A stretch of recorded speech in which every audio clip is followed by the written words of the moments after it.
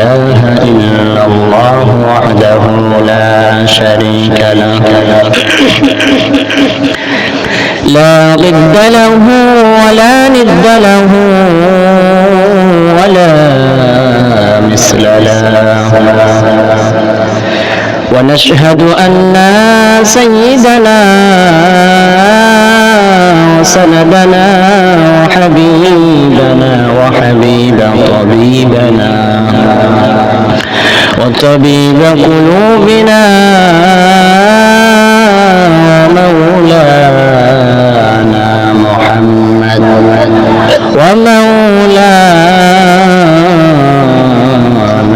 محمدا عبده ورسوله صلى الله تعالى عليه وعلى آله وأصحابه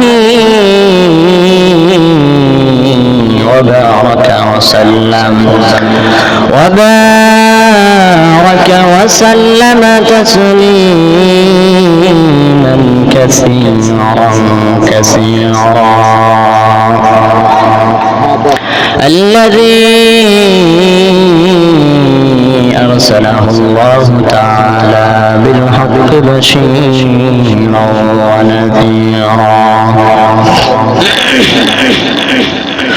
وداعيا إلى الله بإذنه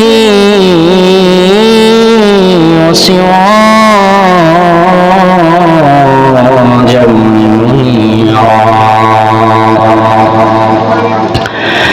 أما بعد فأعوذ بالله من الشيطان الرجيم بسم الله الرحمن الرحيم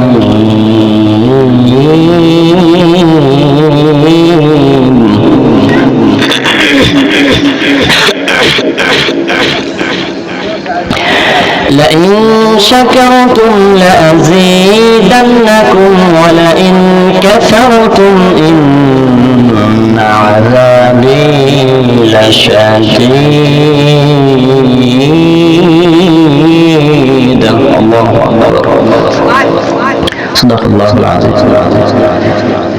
أكبر درود برندوري. اللهم بارك على محمد وعلى آل محمد كما باركت على إبراهيم وعلى آل إبراهيم إنك حميد مجيد.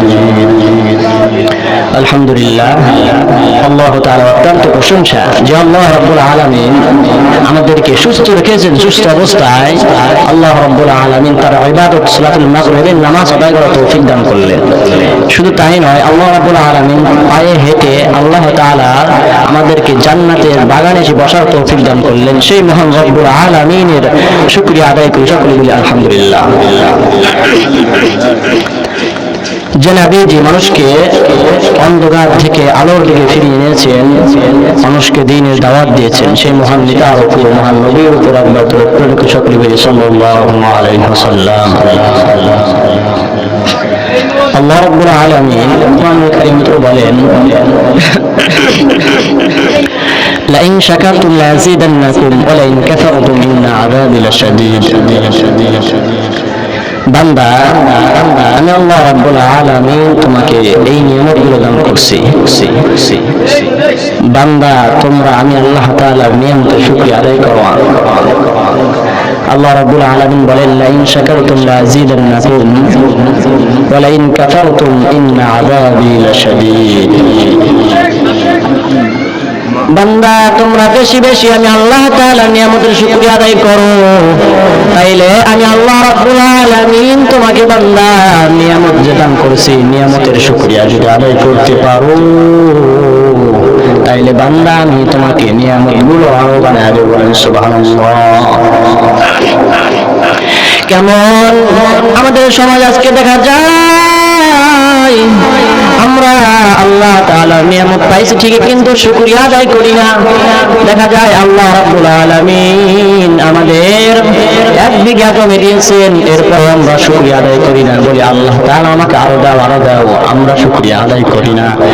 আল্লাহ রাব্বুল আলামিন আমাদের 2টা হাত দান করছেন, আল্লাহ রাব্বুল আলামিন আমাদের 2টা পা দান করছেন, এরপরে আল্লাহ রাব্বুল আলামিন আমাদের টাকা পয়সা গাড়ি বাড়ি ধন সম্পদ ছেলে সন্তান স্ত্রী পুত্র আমাদেরকে দান করছেন। আল্লাহ রাব্বুল আলামিনের নিয়ামতের শুকরিয়া আদায় করি না। আল্লাহ রাব্বুল আলামিন বলেন, বান্দা আমি তোমাকে নিয়ামত দান করছি, তাইলে কেন আমি আল্লাহ তাআলার নিয়ামতের শুকরিয়া আদায় করো না? কেন তোমরা আমি আল্লাহ তাআলার নিয়ামতের শুকরিয়া আদায় করো না? তোমরা তাকায়া দেখো তোমাদের মাঝে কত আল্লাহর বান্দা আছে যার 1টা হাত নাই, যার 2টা হাত নাই, এমন আল্লাহর বান্দা আছে যার 2টা পা নাই, এমন আল্লাহর বান্দা আছে যার 2টা চক্ষু অন্ধ। মুসলমান ইমানদার আল্লাহর গোলাম, ওই আল্লাহ রাব্বুল আলামিন আমাদের 2টা হাত দান করছেন, আল্লাহ রাব্বুল আলামিন আমাদের 2টা পা দান করছেন, এরপর আমরা আল্লাহ রাব্বুল আলামিনের শুকরিয়া আদায় করি না। আল্লাহ রাব্বুল আলামিন বলেন, বান্দা পৃথিবীর সমস্ত গাছপালা, আসমান জমিন, সমুদ্র যোগ করে তোমাদের যদি কালি বানায় দেওয়া হয়, এরপর তোমরা আমি আল্লাহ তাআলার নিয়ামতের শুকরিয়া আদায় করে কখনোই শেষ করতে পারবা না। মুসলমান ইমানদার, তাইলে আল্লাহ তাআলার নিয়ামতের শুকরিয়া আদায় করা দরকার আছে কিনা বলেন? এজন্য আল্লাহ রাব্বুল আলামিনের শুকরিয়া আমরা বেশি বেশি আদায় করব। মুসলমান ইমানদার, আমাদের সামনে রমজান মাস আসতেছে, এজন্য আমরা রমজান মাস নিয়ে কিছু কথা বলবো। আল্লাহ রাব্বুল আলামিন আমাদের যদি বলা তৌফিক দান করেন, তাহলে 3টা আমলের কথা বলবো। আমাদের মাহে রমজান এই সামনে আমাদের দেখা যাচ্ছে, মাহে রমজান মাসে 3টা আমল করবেন। 3টা আমল হলো, হাদিসের মধ্যে পাওয়া যায়, মান সাতারা মুসলিমান ফিদ দুনিয়া ওয়াল আখিরাহ। হাদিসের মধ্যে পাওয়া যায়, নবীজি বলেন, বান্দা উম্মতের দল, তোমরা যদি দুনিয়ার মধ্যে এক বান্দা আরেক বান্দার দোষগুলো গোপন করো, বান্দা যদি এক বান্দা আরেক মুসলমানের দোষগুলো গোপন করো, দুনিয়ার মধ্যে সে একটা অন্যায় করেছে, একটা গুনাহ করেছে, এই গুনাহগুলো যদি তুমি গোপনে গোপনে রাখো, বান্দা তুমি বান্দার দোষগুলো গোপন রাখলা, আর আমি আল্লাহ রাব্বুল আলামিন, বান্দা তুমি বান্দার দোষ গোপন করেছো, আমি আল্লাহ তাআলা তোমার দোষগুলো গোপন করে রাখবো। কেমন মুসলমান ইমানদার আল্লাহর গোলাম, আমরা কত গুনাহ করতেছি, অন্ধকারে গুনাহ করতেছি, রাতের আধারে দিনের আলোতে প্রকাশ্যে আমরা গুনাহ করতেছি, কিন্তু আল্লাহ রাব্বুল আলামিন আমাদের সম্মানের চেয়ার থেকে নামায়া দেন নাই। আল্লাহ রাব্বুল আলামিন রাগ করে আমাদের পানি বন্ধ করেন নাই। আল্লাহ রাব্বুল আলামিন রাগ করে আমাদের খানা বন্ধ করেন নাই। আল্লাহ রাব্বুল আলামিন বলেন, বান্দা তুমি অন্য বান্দার দোষ যখন গোপন করে রাখবা, কিয়ামতের দিন বান্দা আমি আল্লাহ রাব্বুল আলামিন, তুমি বান্দার দোষ গোপন করেছো, আজকে আমি আল্লাহ তাআলার বান্দা, তুমি আমার কাছে এসেছো, তুমি দুনিয়ার মধ্যে যে গুনাহগুলো করেছো, এই গুনাহগুলো আমি আল্লাহ তাআলা গোপনে গোপনে রেখেছি, এমনকি আমি আল্লাহ তাআলা গোপনে গোপনে তোমার গুনাহগুলো মাফ করে দিলাম। বলেন সুবহানাল্লাহ। তাইলে দেখা যায় মুসলমান ইমানদার, দুনিয়ার মধ্যে যদি এক বান্দা আরেক বান্দার দোষগুলো গোপন করেন, আল্লাহ রাব্বুল আলামিন, বান্দা তুমি যখন আমার কাছে ধরা পড়ে যাবে, আমার কাছে চলে আসবে, তোমার গুনাহগুলো আমি গোপনে গোপনে রাখলাম, আর গোপনে গোপনে তোমার গুনাহগুলো মাফ করে দিলাম। শুধু তাই নয়, আমি আল্লাহ রাব্বুল আলামিন গুনাহগুলো গোপন করে মাফ করে দিলাম। শুধু তাই নয়, আমি আল্লাহ রাব্বুল আলামিন তোমাকে জান্নাত দান করে দিলাম। এজন্য মুসলমান ইমানদার আল্লাহর গোলাম, আমরা এক বান্দা আরেক বান্দার জন্য আমরা গুনাহ যদি করে থাকে, কোনো গুনাহগুলো থাকে, গুনাহ যদি করে থাকে, অশ্লীল কাজ করে থাকে, তার গুনাহগুলো আমরা গোপন রাখবো, তাইলে আল্লাহ রাব্বুল আলামিন আমাদের গুনাহগুলো গোপন রাখবেন। এরপর রমজান মাসের 3টা আমল, মান ফাত্তারা ফীহি সাইমান কানা মান গাফারাল্লাহু লাহু। রমজান মাসের 3টা আমল ভালো করে শুনে নেন। 1 নম্বর আমল হলো,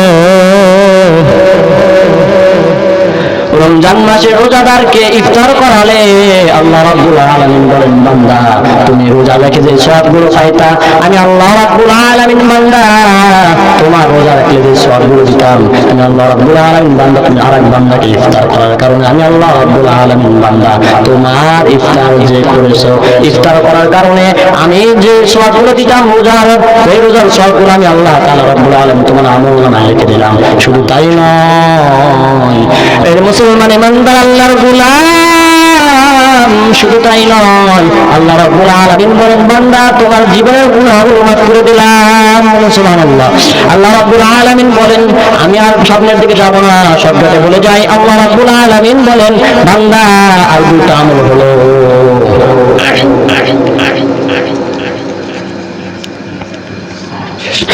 আল্লাহ রাব্বুল আলামিন আল্লাহ রাব্বুল আলামিন বলেন বান্দা তুমি যদি এক বান্দার দোষগুলো গোপন করো আমি আল্লাহ রাব্বুল আলামিন গুনাহগুলো মাফ করে দেব আর 3 নাম্বার আমল হলো কর্মজীবীদের অর্থাৎ কর্মচারীদেরকে যারা কাজের বোঝা হালকা করে দিবে আল্লাহ রাব্বুল আলামিন বলেন বান্দা আমি তোমার জীবনের গুনাহগুলো মাফ করে দেব শুধু তাই নয় আমি আল্লাহ রাব্বুল আলামিন তোমাকে জান্নাত দান করব বলেন সুবহানাল্লাহ ওয়া আখিরু দাওয়ানা আলহামদুলিল্লাহি রাব্বিল আলামিন আসসালামু আলাইকুম ওয়া রাহমাতুল্লাহি ওয়া বারাকাতুহু